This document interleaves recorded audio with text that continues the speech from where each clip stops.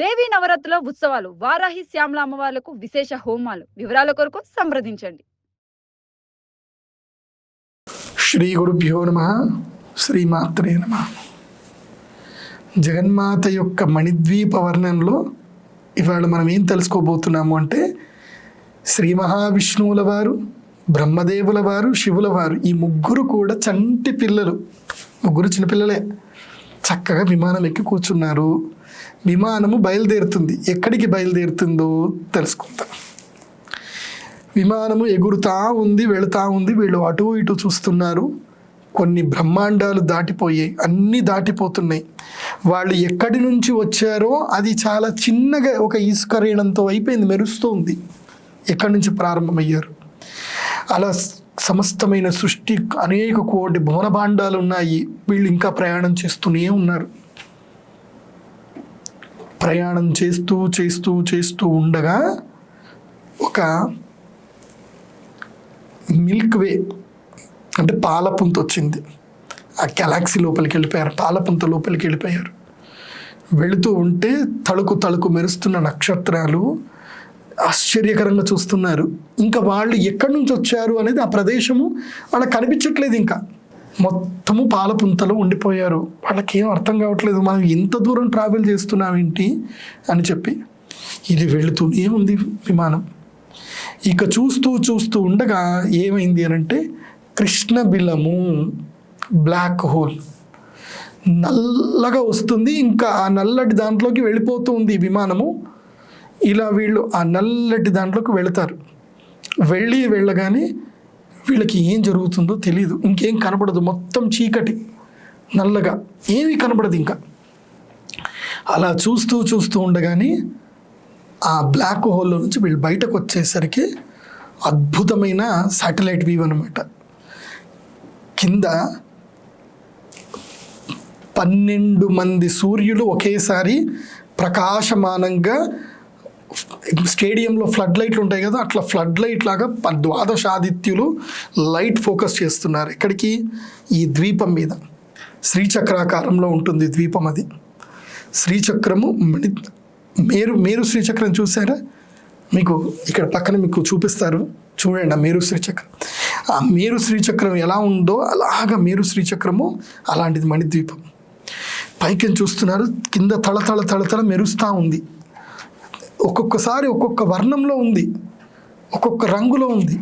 అప్పుడు ఎరుపు రంగులో కనిపిస్తుంది, అప్పుడు తెల్లటి తెరుపులో కనిపిస్తుంది, అప్పుడు పసుపు రంగులో కనిపిస్తుంది, అప్పుడు గ్రీన్ కలర్లో కనిపిస్తుంది.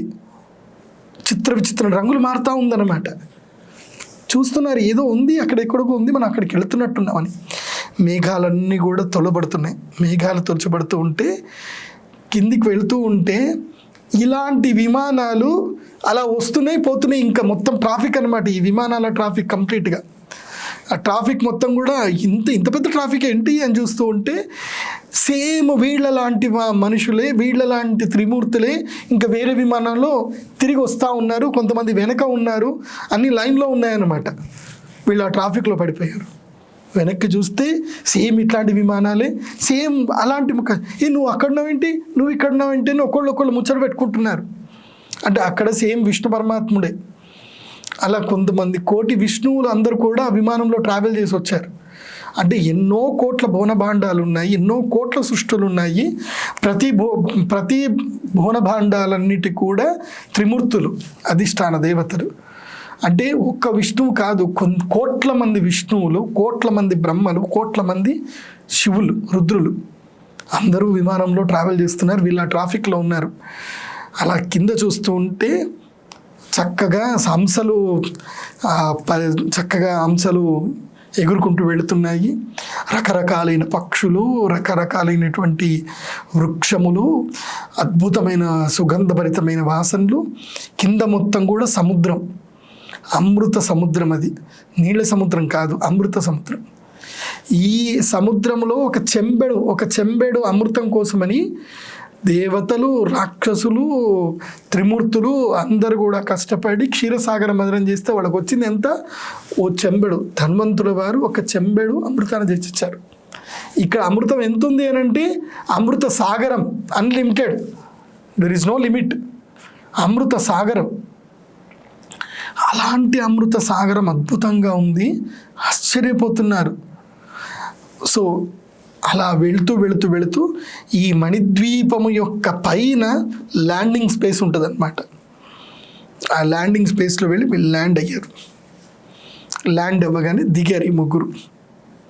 వీళ్ళు దిగుతూనే ఇక్కడ నుంచి ఇంకొక ముగ్గురు త్రిమూర్తులు ఇంకో విమానం ఎక్కి వెళ్ళిపోతున్నారు. వాళ్ళు వెళ్ళిపోయారేంటి, నవ్వుకుంటున్నారు వీళ్ళు, ఒకళ్ళు ముఖంలో చూసుకుంటున్నారు. మనం ఎక్కడికి వచ్చాం, నో టాక్స్, నథింగ్, ఏం లేవు అక్కడ. దిగి అలా వెళుతూ వెళుతూ ఒక లేయర్ ఉంటుంది అనమాట, అంటే ఎంట్రన్స్ లేయర్, చింతామణి గృహం అంటారు దాన్ని. సో దానికి ఒక లేయర్ ఉంటుందన్నమాట. ఆ లేయర్ లోపలికి వీళ్ళు కాళ్ళు పెట్టగానే వీళ్ళు ఆడవాళ్ళుగా మారిపోయారు. చూసుకున్నారు, ఏంటి మనం ఇలా మారిపోయామేంటి, ఇలా మారిపోయామేంటి అని ఒకళ్ళు చూసుకున్నారు. చూడగానే మనం ఇలా మారిపోయామా, సరే మళ్ళీ వెనక్కి వెళ్దామని మళ్ళీ లేయర్లో వెనక్కి వచ్చారు. మళ్ళీ పురుష రూపంలో ఉన్నారు. టక్కన మళ్ళీ లోపలికి వెళ్ళారు, మళ్ళీ ఆడ రూపంలోకి వచ్చారు. అలా రాగానే లోపల రాగానే అక్కడ అమ్మవారి యొక్క పరిచారకులు రండి లోపల రండి అని చెప్పి వాళ్ళని తీసుకెళ్తూ ఉంటారు. చక్కగా వీళ్ళు సౌందర్యవతులైనటువంటి స్వరూపములు ముగ్గురు కూడా బాలా త్రిపుర సుందరి తత్వ స్వరూపం లోపలికి చిన్నగా 8 సంవత్సరాల ఆడపిల్లలాగా మారిపోయారు ఈ ముగ్గురు కూడా. మంచిగా ముద్దుగా చక్కగా ముక్కు పోగు, తర్వాత ఇలా ఇది ముక్కుకైతే దారము, ఇది ఆభరణాలు ఉంటాయి, చక్కగా కమ్మలు, పైన పాపిట్లు, ఎంత అందంగా ముద్దుకుంటారో ముగ్గురు. ఒకరొకరు ముఖాలు చూసుకుంటూ సిగ్గుపడుతూ ఉంటారనమాట. సిగ్గుపడుతూ అలా వెళుతూ ఉంటే అప్పుడు వాళ్ళకి విష్ణువు, బ్రహ్మ, రుద్రులందరూ కూడా ఆ సభామండపంలో కూర్చొని ఉంటారు. వీళ్ళంతా సభామండపంలో వీళ్ళంతా వెయిట్ చేస్తూ ఉంటారనమాట, అమ్మవారి దర్శనం గురించి అని వెయిట్ చేస్తూ ఉంటారు. అలా వెయిట్ చేస్తూనే వీళ్ళందరినీ చూస్తూ ఇంతమంది ఎవరు అని చూస్తూ వేడుతున్నారు. అక్కడ గౌరీ కోటిలు అంటే పార్వతీదేవి కోటి మంది, పార్వతీదేవులు కోటి మంది, లక్షలు కోటి మంది సరస్వతులు ఉన్నారు. అలా వెళుతూ వీళ్ళందరినీ చూస్తూ ఆ చింతామణి గృహం యొక్క ముఖ్య ద్వారం లోపలికి వెళుతూ ఉంటే అక్కడ జగన్మాత లోపలికి వెళ్ళగానే శ్రీ శ్రీ శ్రీ లలితా త్రిపుర సుందరి అమ్మవారు చక్కగా కూర్చొని ఉంటారు. అలా అమ్మవారు కూర్చొని ఉండగా వీళ్ళు వచ్చి అమ్మవారి యొక్క పాదమును పాదాలకి ఇలా నమస్కారం చేస్తూ ఉంటే ఆ పాదము యొక్క గోటి మీద చూస్తూ ఉంటేనే వీళ్ళకి మొత్తం కూడా సినిమా కనిపించేసింది. సృష్టి అంటే ఏంటి, స్థితి అంటే ఏంటి, లయం అంటే ఏంటి, వీళ్ళకి మొత్తం జ్ఞానం వచ్చేసింది. అందుకే మనకి లలితా సహస్రం చెప్తారు, శృతి సీమంత సింధూరి కృత పాదాబ్జ ధూళిక అని అంటారు. అంటే ఈ సమస్తమైన వేదములు కలిగిన, వేదములు అంటేనే జ్ఞానములు.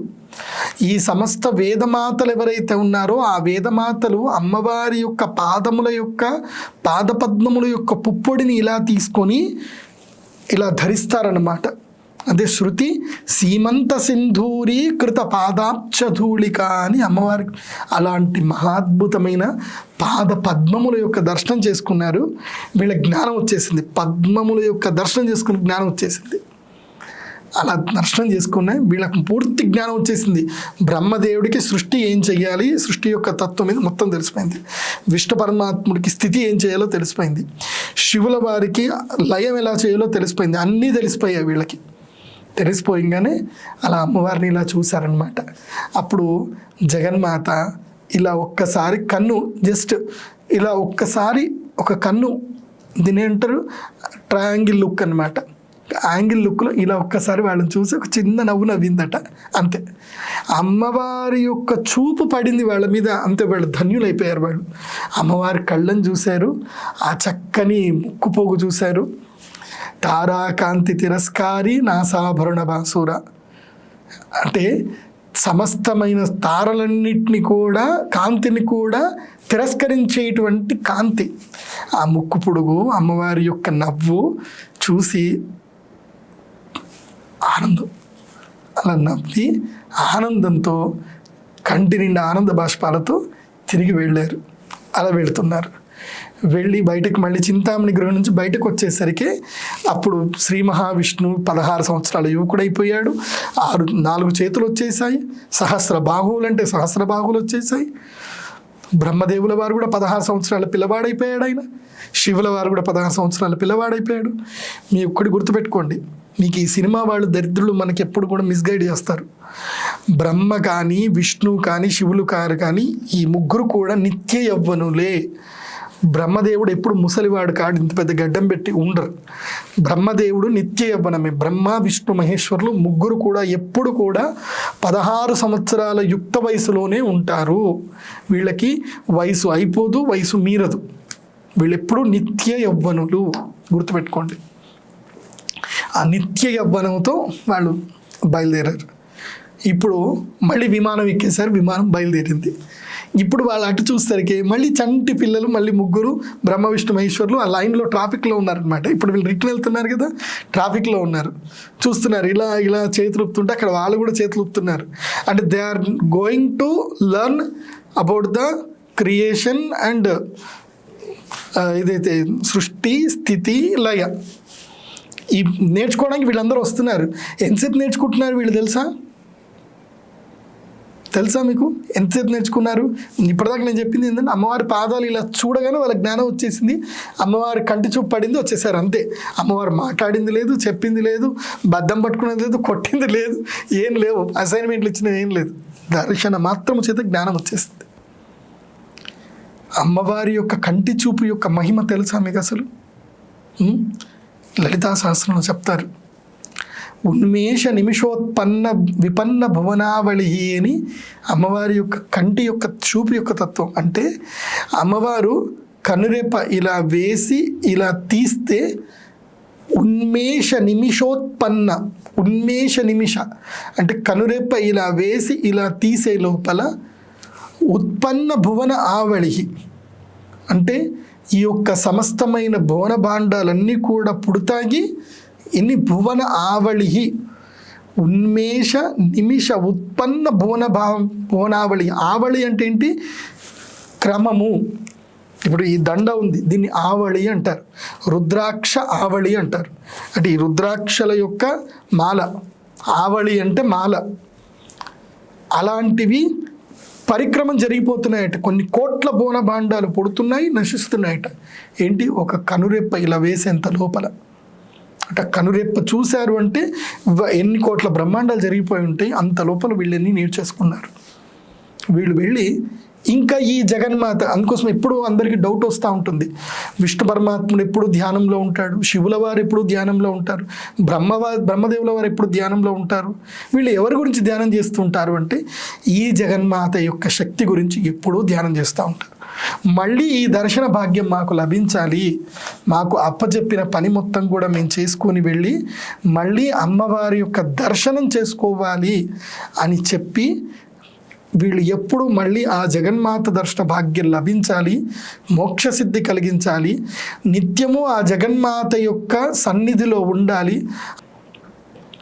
అది కూడా మీకు నేను చెప్తాను. అర్థమైందిగా? ఇలా వచ్చినటువంటి ఈ బ్రహ్మ, విష్ణు, మహేశ్వరులే ఈ సమస్త సృష్టికి వాళ్ళు మూలకారకులు అవుతారు. అలా కొన్ని కల్పములు గడుస్తున్నాయి, కొన్ని కల్పములు, కొన్ని యుగాలు, కొన్ని మన్వంతరాలు ఎన్నో గడుస్తూ ఉన్నాయి. మనం ఎక్కడో ఉన్నాం. అంటే మీరు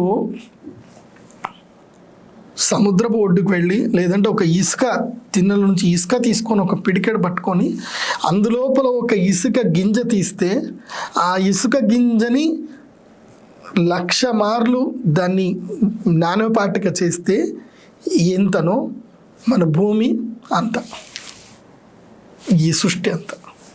ఆ సృష్టిలో మనం ఉన్నాం, మనం ఎక్కడో ఉన్నాం. ఎందుకు పనికిరాని, దేనికి చేత కానీ ఏదో ఉండి ఒక చిన్నగా కిడ్నీలో స్టోన్ వస్తే తట్టుకోలేము, ఒక లివర్ ప్రాబ్లం వస్తే తట్టుకోలేము, ఒక చిన్న నొప్పి కలిగితే తట్టుకోలేము. మన శరీరమే మన ఆధీనంలో లేదు, మనం మాత్రం దేవుడు లేడు, దేవుడు ఎవరు అని అహంకారంతో విర్రవేగుతూ ఉంటాం.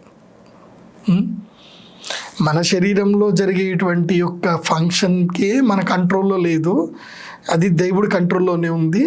మన కంట్రోల్లోనే మనం దిక్కులేము, మనం మాత్రం ఈ ఫుల్ నేచర్ని మనం కంట్రోల్ చేయాలి అన్న ఒక అహంకారంలో మిథ్యా జ్ఞానంతో మిడిమిడి జ్ఞానంతో దైవ దూషణ చేస్తున్నాం.